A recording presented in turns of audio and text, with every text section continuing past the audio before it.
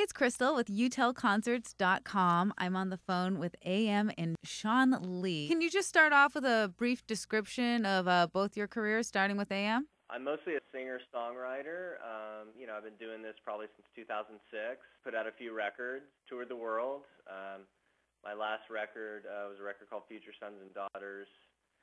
Came out in 2010 on Filter Recordings, and I toured, a lot with bands like Air and Charlotte Gainsbourg and Gaetano Veloso and Josh Rouse, and really, I'd say 2010 was a pretty good year, a pretty seminal year for me. Yeah, I've been around since the dinosaurs, and I've seen styles come and go. I have. I've just been making records for a while now. I've released 20 albums now, and when this album comes out, and I write, I produce, I compose, I play, just anything musical. I give it a go. If that's composing for films or games, or doing music for ads, and just doing any kind of style of music that interests me. Just try to keep busy and keep it fresh. And now we're doing this record, and it's I think it's one of the best of my career, and I'm really looking forward to taking it to the people. One thing I should clarify about Shawn is that he's pretty known for a lot of amazing instrumental records, particularly his Ping Pong Orchestra records, and a lot of musicians are really into those records, and he's really good at capturing sort of the 60s and 70s kind of soundtrack, old French, Italian library music kind of thing. He has a very identifiable, cool sound that a lot of people like, and thank you. That's what I heard on the radio, and I thought it was some long lost, soundtrack from 1971 or something that I hadn't heard before, and so I reached out to him via email and was like, because when I heard it was Shawn Lee, I was like, well, that doesn't sound like a vintage name. So I figured, well, man, this guy must be alive and doing music now. So I reached out to him, and then we kind of became friends from there. If you could, just kind of describe your personal musical styles and then what happened when you guys collaborated, what that turned into. I think the meeting place came from having a shared love for these sort of 60s and 70s kind of older sounding records, particularly instrumental albums that are pretty varied. I mean, they're anywhere from Brazilian records to Turkish records to, old British library records and soundtracks. And I've loved that stuff for a number of years, and Shawn has made records that really sound kind of like those records, but put a new twist on them. And I sort of played a little bit with that sound on my last record. And so I think, having also been friends for a few years now and having played together in each other's bands while we were both on tour, it was just kind of a natural thing to make an album together. I think we arrived at a very organic, meeting point after the years had gone by of getting to know each other personally and musically.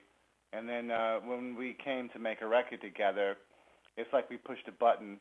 And the first track we did was City Boy, which I think is, it's one of the strongest songs on the record. And to start, from there was like a really lucky, amazing thing. I think it worked straight away. We weren't feeling each other out and trying to figure out what kind of record we were making. It was just very natural, and it just progressed from there. And I think the record was very effortless, and there was a mutual respect and trust, and we weren't discussing, we need to make a record like this. There was nothing really preconceived about it, and I think the record's come out really, special, because it's not like any record that I've made before, and it's not like any record that AM has made before. It really is just an interesting meeting of minds. You did all the whole process through the email system, right, which is very unique. How did that go?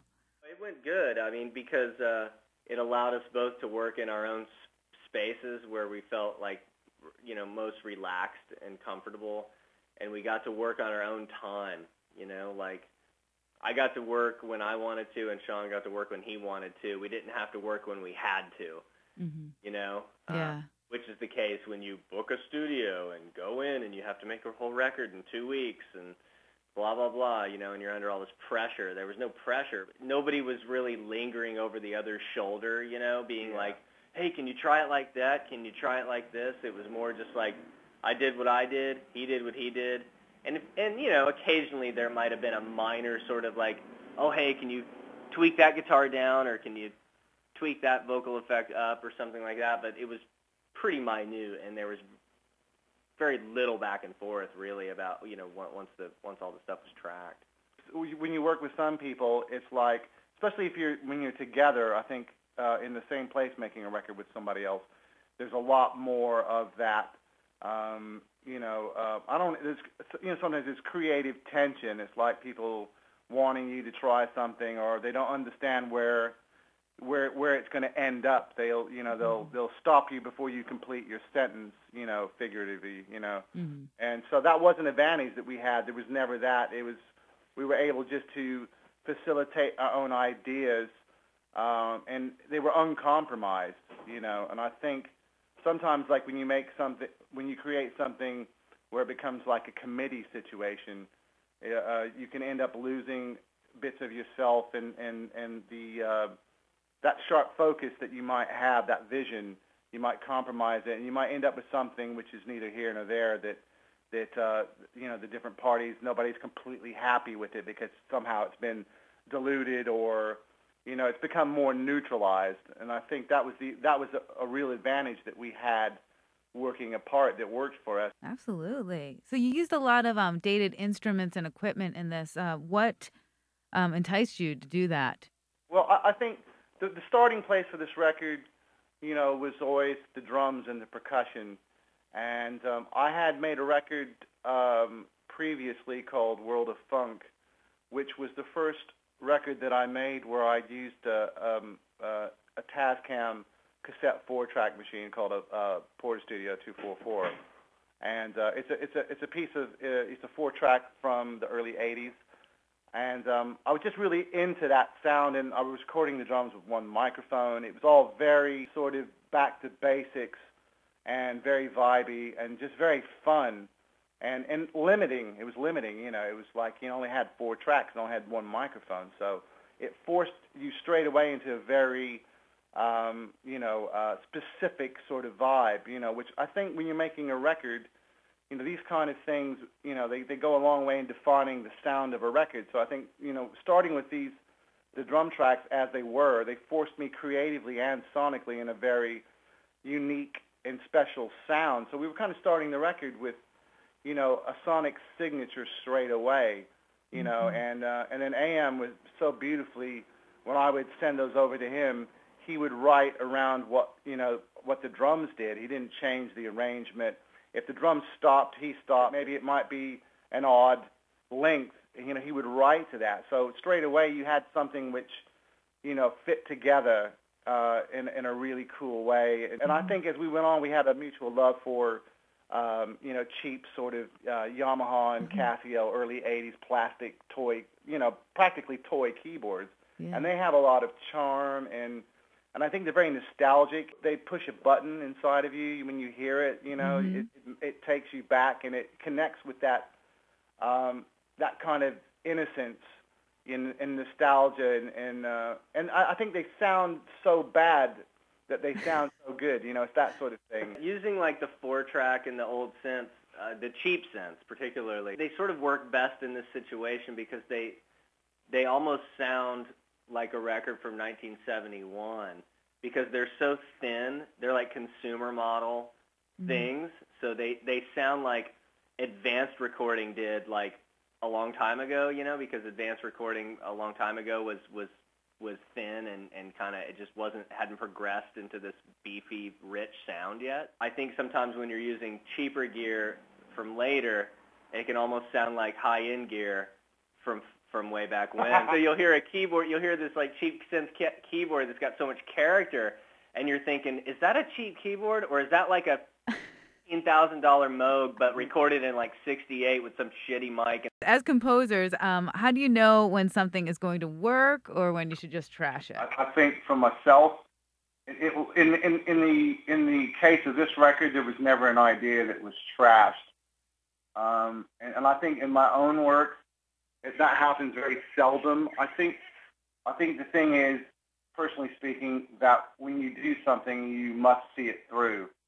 And you know what I mean? Mm-hmm. You don't give up on something. So, oh, this isn't. I mean, if something isn't working, you just move on to another angle. But I think it's important to, once you start something, you should finish it.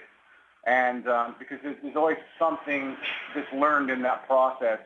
And a lot of people give up on something before it's, had a chance to realize itself. And, sometimes some songs have more difficult births than others. But I think it's, I think you have to see things through. Otherwise, you never know. What can folks expect from the tour? What do you have planned? We get to bring Shawn Lee out of, semi-tour retirement. So, yeah. So people get to see him that know of him, and the treat for us too. It's we kept it tight and right. It's 4-piece. It's me on guitar and vocal, occasional bass, Shawn on mostly bass, occasional guitar, and some percussion, and then Pete McNeil on drums, who's just killer, and this guy Brett Bixby on keyboards, who's been playing with me for a couple years now, and it's like a lean, mean groove machine. The question I always ask everybody is, what's your favorite concert where you were the spectator? Mine was, mine was Portishead, believe it or not. Mm-hmm. It was in sometime in the 90s. I was living in New Orleans. I grew up around New Orleans, and they were playing at the House of Blues, which is probably the smallest house of blues in the country. And I was blown away. Was this Dummy? This was the tour after Dummy. Okay. So this was the second album. Yeah. And I've never been I was a fan, but it wasn't like I was, just this uber fan. But I was like, well, I got to see these guys live. It's a very interesting sounding record. It's all groovy and trippy, and like I got to see what they do live. And it blew me away. It was so musical. Everything was the precision of everything. I just couldn't believe it. It was the perfect, just rehearsed kind of show that still had an edge and still had groove, and everybody was just operating in the right space. I mean, obviously I've seen Radiohead a number of times, and they do that amazingly, as everyone knows, but I think just because I was in such close proximity, I don't know, it had the biggest effect on me. I'm sure I've seen probably more impressive shows overall, and I'm sure there's a lot of ties for that, but as far as which one affected me the most, that one has stuck with me forever, because it really just it was almost like a lesson in precision for a live show, because it was executed so well. One of the best shows I ever saw was the Jonas Brothers. I thought they were excellent, man. They had good hair, and that's important. No, I think for me, just two shows there's one show that springs to mind. I will say before I mention that show that I did have the pleasure of seeing Fishbone play many times, and I was in a band that we opened 3 nights in a row for them, and they were probably the most incredible live band I've ever seen. They, musically and energy, they just had it all. They played every style of music in one song, Mm-hmm. and had the most frenetic energy, but the music was still amazingly played. And, I think they're one of those bands. I think many people that, have seen them would say they're probably, one of the best live bands ever. But I'd say one of my favorite show that I ever saw was in London, was early show of Badly Drawn Boy. And he played probably about an hour and a half to 2 hours just solo. Wow. With a guitar, a harmonica, and a keyboard by himself. And he was it was just such a magical show. I mean, you had to be there. It was in a big theater, and it was just him on the stage, and it was quirky, and it was heartfelt, and he was very, very funny. And then he brought a backing band out, one by one, adding musicians to it. played probably another hour, and it was just a really, really special moment.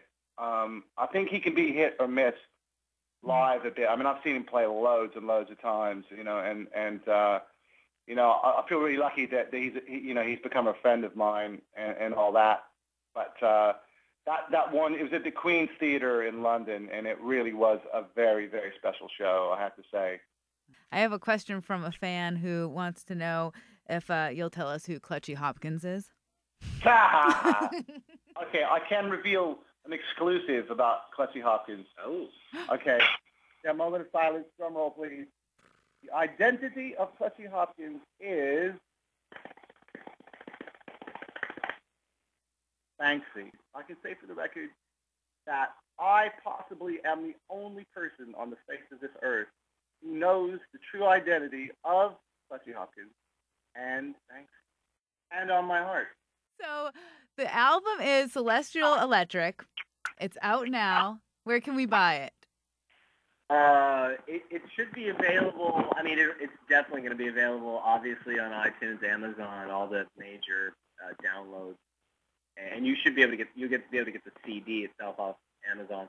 And then it'll be in stores, but I mean, boy, that's a tough one these days. Amoeba Records. Who you know, we're hoping that it just gets into all the cool record stores, like the smaller ones. Like I know you can get it like at Dusty Groove in Chicago and Amoeba out here in LA, and like Hopefully you're really hoping Grimey's in Nashville. So I have to. Yeah, like exactly. Like we're hoping to hit all those kinds of stores that are, you know, it's back with record stores. It's back to the old days. It's back to the store that has cool inventory from all decades and knows their inventory. You know, like you can walk in and ask hey, have you heard of this rare blah, blah, blah? And they're like, yeah, come over here. Let me show you this. And, hey, while I'm at it, let me show you this and this and this. You know, so it's not, you know, gone are the days of the sort of like moron, you know, worker at, you know, Barnes Noble or whatever who has these asinine limited collections of records and they don't know anything about music. I mean, that's gone. Thank God. Yeah, I think Waterloo Records should have it. Yeah, probably Waterloo. Yeah, just all the good ones, you know. We're hoping to. I mean, obviously we can't hit them all, you know. It's like these days when you physically produce and we're gonna have a limited edition vinyl as well. Oh, cool. Gatefold, yeah. So like super indulgent, like and open it like a book. But again, we're limited pressing, and I'm sure that will also be at select retail. And you'll be able to get that online as well. Very cool. Well, we'll put up a link to your website and all the other information at utellconcerts.com. You guys need to come to Nashville, but I do know that my friend Lauren is going to go to the Troubadour show. Oh, great. In LA, and I'm going to see if I can get out there for that because I'm due to go back to LA. Thank you guys for spending so much time with me. All right, maybe we'll see you in LA.